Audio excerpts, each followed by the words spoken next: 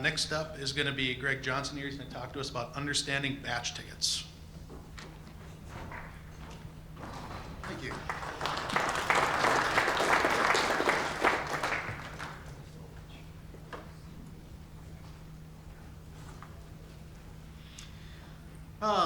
Thank you all for having me here today. I guess with batch tickets, lots changed in the years. We no longer have to worry about feeding the horse to pull our steam-driven concrete mixer anymore. We have batch computers, which do a very good job of just pushing a button and batching everything for you. So it works out really great. But the document that we do with that load of concrete is a little bit more complicated. Most of our consumer stuff is pretty easy. You go to a grocery store, you buy the meat by the pound or the produce by the pound. Bread by the loaf, soup by the can. You can get a dozen donuts.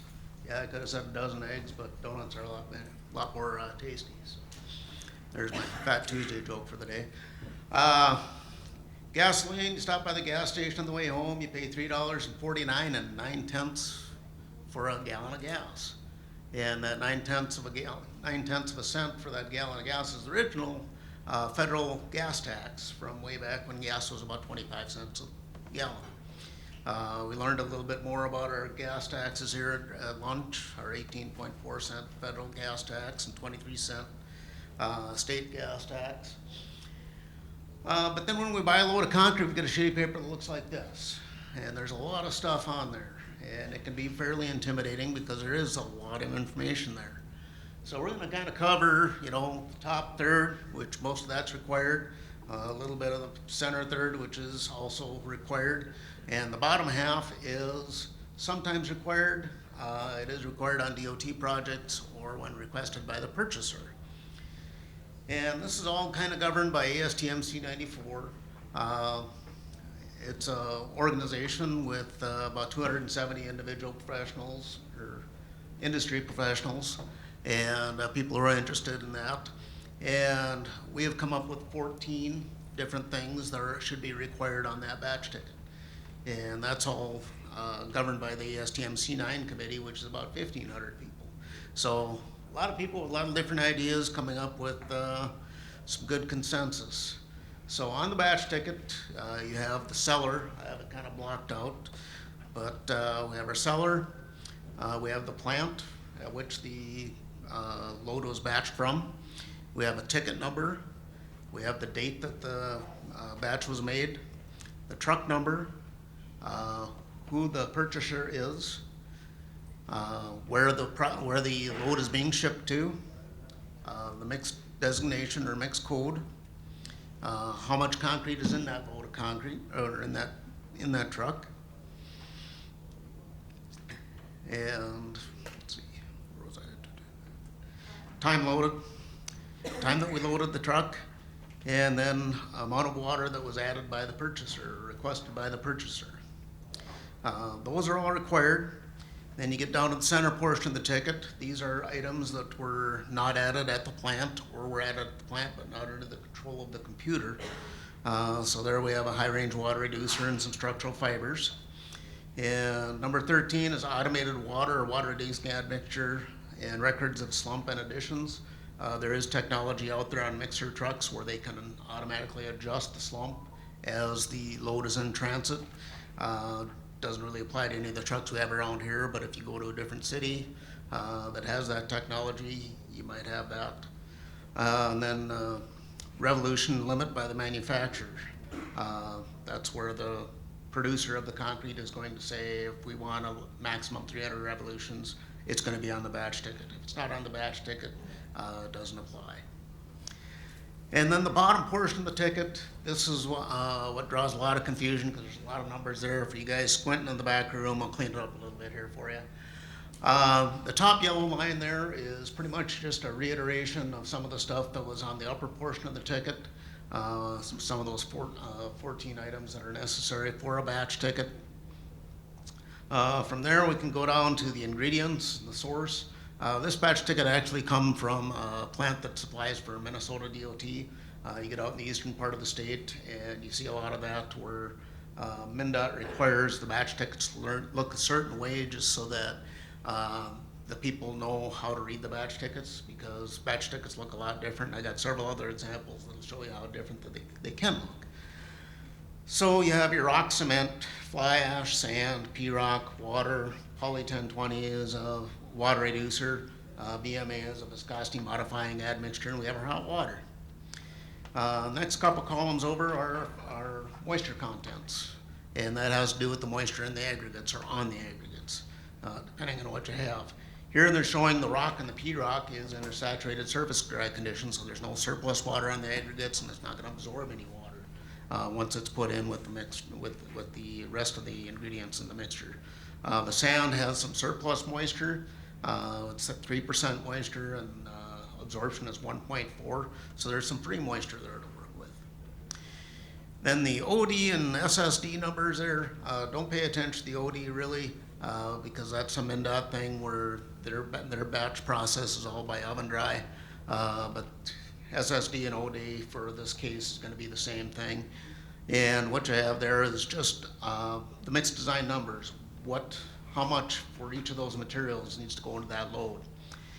And in the admixtures, those are in /C. /C stands for ounces per hundredweight. And what that is you take and add up your total cementitious. In this case, we have 580 pounds cementitious. Divide that by 100, 5.8. So we 5.8 hundredweight. So 6 times 5.8 hundredweight gets us to 34.8 ounces in the total in that per yard. The other thing I'm going to point out here in this column under cubic yards target, that's what the computer is going to target per cubic yard. And the only number that really changes here because of moisture is the sand number. We're accounting for the free moisture on the sand when it's being batched. So some of that sand is water, and we're accounting for that water in that, and that winds up being that 2.68. That's 2.68 gallons of water that's riding in per yard, that's riding in to that mixer with the sand.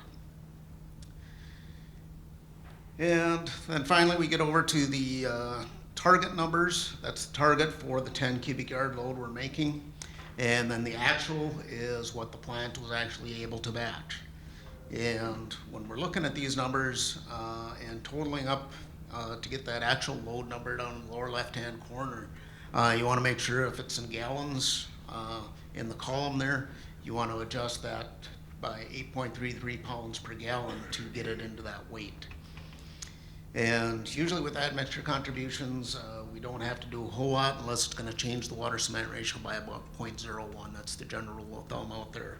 So when you get into like high dosages of shrinkage reducing admixtures or something like that, you might have to get into that type of thing. Then we got our design water cement ratio, and that's what that mixed design was designed for. And then the actual water cement ratio of this actual batch of concrete. Then from there we go over to the design water, which is 335 gallons for the 10-yard load. And then the actual water is what actually went into that truck, you know, the water that was added and the water on the aggregates. And this is the number that gets to be most important when the purchaser wants to add water on the state. We can add up to 15.3 gallons without exceeding the design water cement ratio, or the mixed design. Once we hit that 15.3, we got to say, no, you're done. We got to figure out a different way to do it or something like that. Slump, that's just the target slump that we chose that we wanted to try and hit. Water in the truck at the beginning, we shouldn't have any. Adjust water, that's it. We're actually doing MnDOT paving. We're dealing with the oven dry. That's just an adjustment there for the absorption of the oven dry aggregates. And this trim water, that gets to be kind of a confusing subject. The best way I can describe it is like the date on this ticket is 4/1/21. Relatively cool. Most mixed designs are designed for worst case scenario, which is 90 degrees outside, and April 1st, it's not going to be behaving like 90-degree concrete. It's going to be taking less water to get to that 4-inch slump. So there they just take and dial that water back a little bit to adjust for the conditions that you have at the time. Now the tolerances you have between the actual and the target, that's kind of governed by ASTM C94-2, and North Dakota DOT specifications are a little bit of an oversimplification of that, because if you read the ASTM, there's a bunch of different situations where that 2% on the aggregates or the 1% on the cement doesn't really apply, especially on small loads or where you're dealing with small quantities of material. But those are the general tolerances that you have. Now, to understand how these tolerances work, most of the batches that we have out there, or batch plants that we have out there, use a cumulative batcher, where that weigh hopper is about a 30 or 40 to 50,000 pound capacity scale, and the bins up above have the rock, P-rock, and sand in there, and you drop the material. Or say you're batching the rock first, say you drop 20,000 pounds of rock in there, and as it gets close to that 20,000 pounds, the gates start jogging a little bit to get close to that 20,000 pounds. It's not gonna get there exactly, but that's what those tolerances are for. And then you go to P-rock and say you're only doing 2,000. Well, now you're trying to put 2,000 pounds of material into this 50,000 pound scale. And that's where the tolerances wind up really kind of running a little bit amok. So the scale kind of keeps track of each of those materials.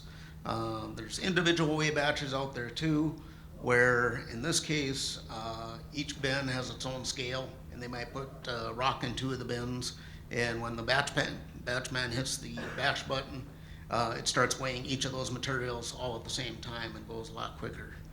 But don't see a whole lot of those plants out there, but that's what that looks like.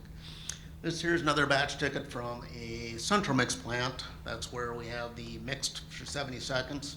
That's the central mix drum turning, mixed for 70 seconds before drop. There's also temper water in there. That's very similar to trim water. There is no trim water on this ticket, but the temper water is just kind of another step back, and okay, we're not gonna put it all in, we're gonna hold back 3 gallons and see what happens. And then they throw it on in there.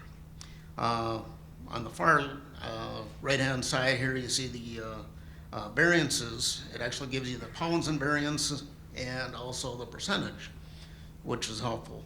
And what you see here is this little asterisk is there on the P-rock, and that's simply because it was looking for a 2% variance. It's more than a 2% variance. It's only 88 pounds, but it's still more than 2% because it's such a small quantity in that whole load of concrete.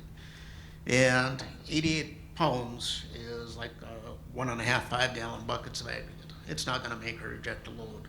But to code the computer programs to flag that properly per the ASTM would take a whole lot of work. So everybody just sets it 2%, and you look at something like this and think, well, 88 pounds, that's probably not gonna make a difference. We shouldn't worry about that. Here's another batch ticket.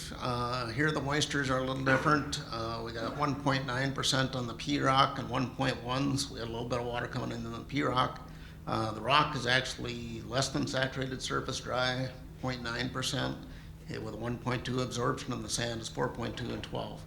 And this actually does a really good job of calculating everything for you.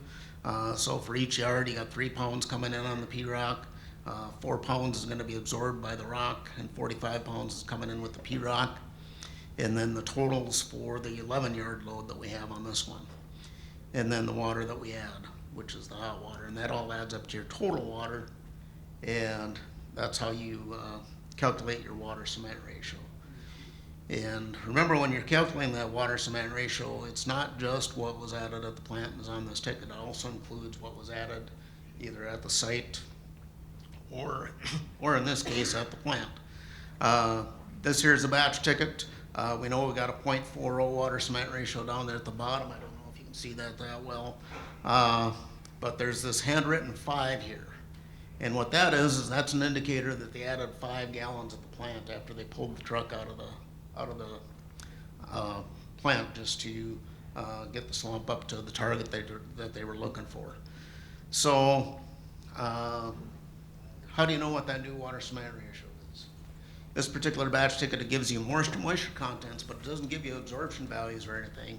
So you really don't know how much free water is coming in on the aggregates, but what you can do is you can back calculate and come up with the amount of water based on calculating water cement ratio equation for the amount of water that's in the mix. And now that you know how much water was in the mix to start with, then you take and figure out what your 5 gallons is gonna weigh, and add that back in, and you wind up with a .41 water cement ratio.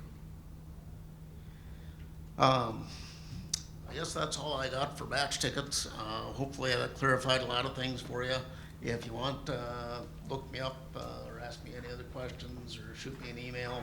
I'd be glad to help you out. Thank you.